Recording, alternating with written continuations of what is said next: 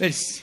فقط خواهشی که دارم دوستان، در حین اجرای برنامه حواستون بشه. من جایی دیدم که در حین اجرای کار من آقا یا خانومی هیجانی شده، خندش گرفته، به حد انفجار و فوران رسیده، خودشو کنترل میکنه. چرا؟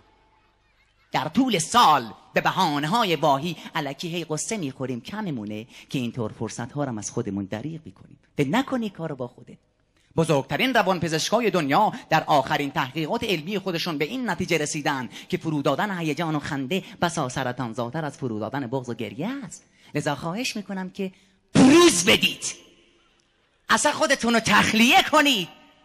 نه اون تخلیه آقا چیکار میکنی و پشت اللحاظ روحی عرض میکنم. ایشالله که اینطور باشش. هر شب شما دستا رو با شکوه تر بزنید و هیجانتون بیشتر باشه. منم برنامه قشنگ‌تر اجرا میکنم به افتخار مسئولین برگزار کننده جشن. دستا قشنگ بزنید.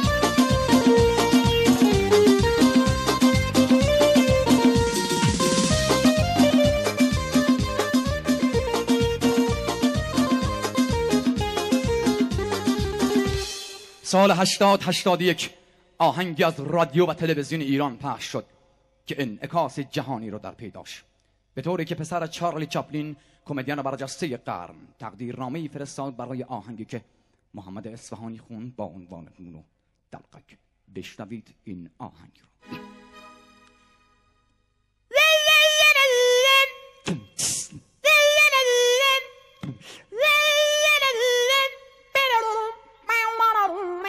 Da da da da.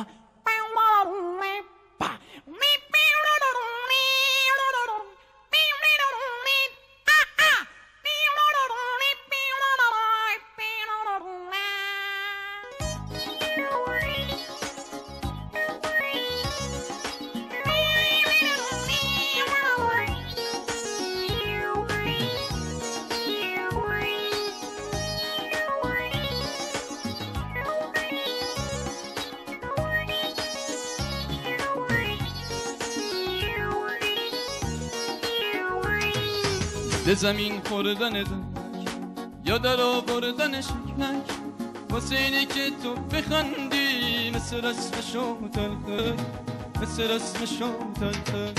کفشای رنگه برنگه میپوشه که هی بلنگه، پای راستش میده جفا تا پای چپش بلنگه، تا پای چپش بلنگه. واسه دسته ای چه دسته، واسه دسته او چه دسته، آخ واسه دسته واسه دسته واسه دسته واسه دسته.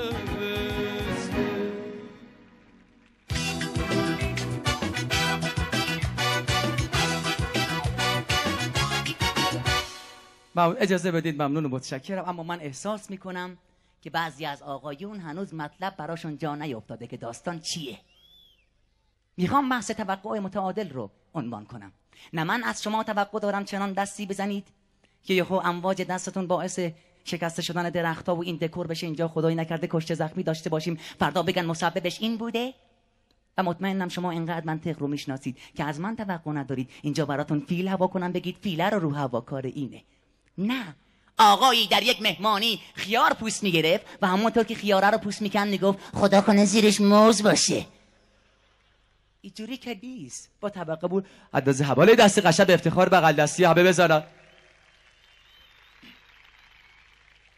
ایام بسیار ایام مبارکیه. آهنگ بسیار شاد که توسط 2 خواننده خونده میشه براتون آماده کردیم که در این قسمت اجرا میشه توسط دوست عزیزمون جناب آقای پویان دوستار نواخته میشه. دست قشنگ به افتخار پویان دوستار بزنید.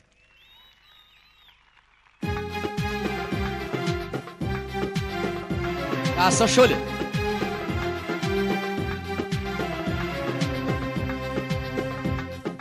ای عاشقان ای عاشقان دل را چرا قانی کنی، ای می فروشان شهر را گور مهمانی کنی.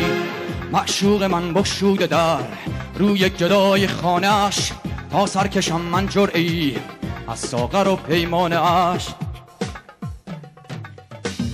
نوری به چشم دوستان، خاری به چشم دشمنان، میسوزم از صدای او. این شعله را افسون کنید. ای عاشقان دل را چراغانی کنید، ای می فروشان شهر را انگور مهمانی کنید. معشوق من بگشوده در روی گدای خانش، تا سرکشم من جرعه‌ای از ساغر و پیمانش. بزم است و رقص است و طرب، مطرب نوایی ساز کن، در مقدم او بهترین تصنیف را آغاز کن.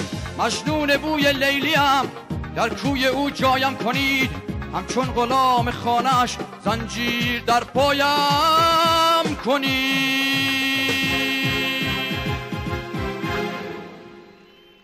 مرسی، ممنون و متشکرم. اما بپردازیم به برنامه خودم. یه رویداد بسیار مهمی که اتفاق افتاد چند وقت پیش مربوط میشه